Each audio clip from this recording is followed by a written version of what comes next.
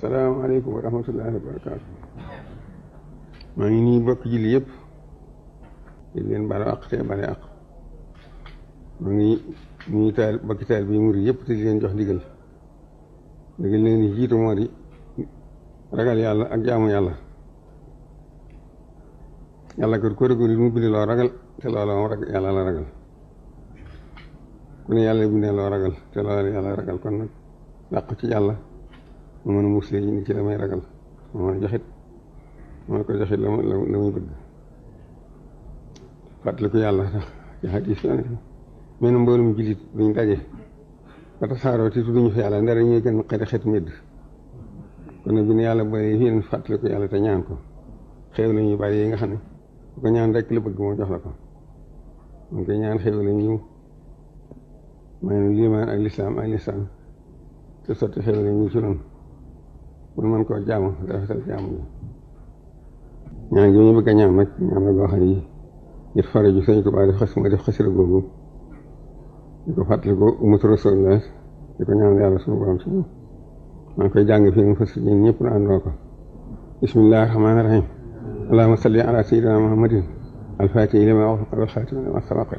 nasiril haqqi bil haqqi wal hadi ila siratil mustaqim ala alihi haqqa qadrihi wa miqdarihi al-azim wa farrij an ummatihi sallallahu ta'ala alayhi wa ala alihi wa sahbihi wa sallam bi haysi sarati wa haysi al-bayat farrij bi jaahil mustafa an ummatihi ahmad bin abdika sami qumti salatu wa salam nabi fi alihi wa sahbihi sayyid tajannubi salim ijahi ma matafa ya ahidan liqamaha تفضلا على سبيل الإيمان بفرج يا أيها الله من جميع الأنس لجميع المسلمين والمسلمات أمن رب العالمين وتسمع لجميع المحسنين والمحسنات يا أولياء المؤمنين الله الرحمن الرحيم هب لمن يحبونك مع الرهب بوجه الكريم وجه فرجها بلا أسل من الإجماع والرجاء هب لسبيل الإيمان ولسان خير بسارات بلا منال ما دعنا بك خير يا خير من جود بالتقديم فاصحنا إليك يا سكور بكرم بسكور يا خواتي الكريم هبلوا إجابة حافظك الله بالله الرحمن الرحيم يا أنت قريب ونجيب سميا الذين آمنوا وأسمعوا في عقبة سنة الذين ظلموا وصليا وسلم على رسول الله يا من بني بصر لا بياخذ الله تعالى كريم صلى الله عليه وسلم على سيدنا محمد عليه وصحبه وتقبل هذه صلاة وسلم الأبيات من خير ما وقد الأسان سالكون ومن كل ما به ويخبر الأسان وفي كل والله نصر أنفنا في الأيام إلى في ذاك ما وآخر من الساجين أمين يا رب سبحان ربك رب العزة عما يصفون وسلام على المرسلين بالله حبيب ما يسر الأذهان قد فجاء يا أهدى من لله قد رجع حبيب رب الكريم لا شريك له صدري اليوم نور ساتعا ورعا محمد صلوات الله في أمر آله في اسمه كل به كرار وأدعو إلى عدة أمر وعيبه لشملة الخلق ما يختار من برع أجده جماعة وكرمني تكريم هادي وكل من لغا بارعا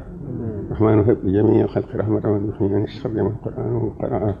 خط أمة المسوى عن كل مفترس وترحم الخلق يا من جلهم بلاء يا مالك الملك يا من جل عن قول يرحم جميع الوراء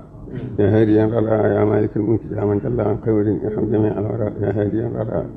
يا مالك الملك يا من جل عن قول يرحم جميع الوراء يا هاديا رضا ما قدرنا والقلب من ضرر بجاه أنزل من لله قد رجع سبحان ربك رب العزة عما يصفون وسلام على المرسلين الحمد لله.